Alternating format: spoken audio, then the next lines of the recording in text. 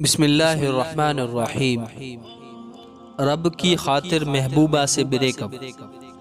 ایک صحابی جن کا نام مرثد رضی اللہ تعالی عنہ تھا، جو مکے سے مسلمان قیدیوں کو اٹھا کر لاتے اور مدینے پہنچا دیا کرتے تھے۔ ایک بدکار عورت مکے میں رہا کرتی تھی۔ جاہلیت کے زمانے میں ان کا اس عورت سے تعلق تھا۔ حضرت مرثد رضی اللہ تعالی عنہ فرماتے ہیں، ایک مرتبہ میں ایک قیدی کو لانے کے لیے مکہ شریف گیا۔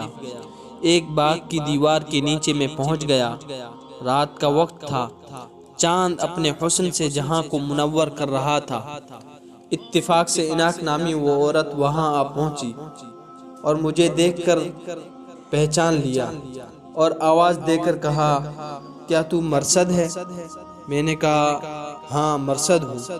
اس نے بڑی خوشی ظاہر کی اور مجھ سے کہنے لگی، چلو رات میرے پاس گزارنا۔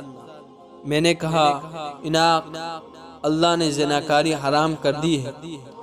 جب وہ مایوس ہو گئی تو اس نے مجھے پکڑوانے کے لیے شور مچانا شروع کیا اور آواز دی، اے خیمے والو، ہوشیار ہو جاؤ، دیکھو چور آ گیا ہے، یہی ہے جو تمہارے قیدیوں کو چراتا ہے۔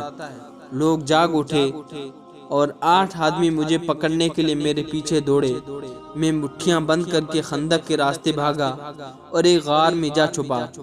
یہ لوگ میرے پیچھے ہی غار پر آ پہنچے، لیکن میں انہیں نہ ملا۔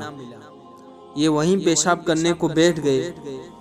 ان کا پیشاب میرے سر پہ آ رہا تھا، لیکن اللہ نے انہیں اندھا کر دیا تھا۔ ان کی نگاہیں مجھ پر نہ پڑی، ادھر ادھر ڈھونڈ کر واپس چلے گئے۔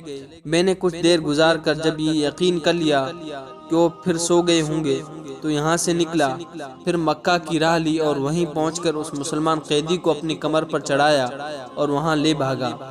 چونکہ وہ بھاری بدن کے تھے، میں جب اذخر پہنچا تو تھک چکا تھا۔ میں نے انہیں کمر سے اتار کر ان کے بندھن کھول دیے اور آزاد کر دیا۔ اب اٹھاتا چلاتا مدینے پہنچا۔ چونکہ اناق کی محبت میرے دل میں تھی، میں نے رسول اللہ صلی اللہ علیہ وسلم سے اجازت چاہی کہ میں اس سے نکاح کر لوں۔ آپ صلی اللہ علیہ وسلم خاموش رہے۔ میں نے دوبارہ یہی سوال کیا، پھر بھی خاموش رہے، اور یہ آیت اتری، زانی زانیہ یا مشرکہ ہی سے نکاح کرتا ہے، زانیہ سے زانی یا مشرک ہی نکاح کرتا ہے، اور مسلمانوں پر یہ نکاح حرام ہے۔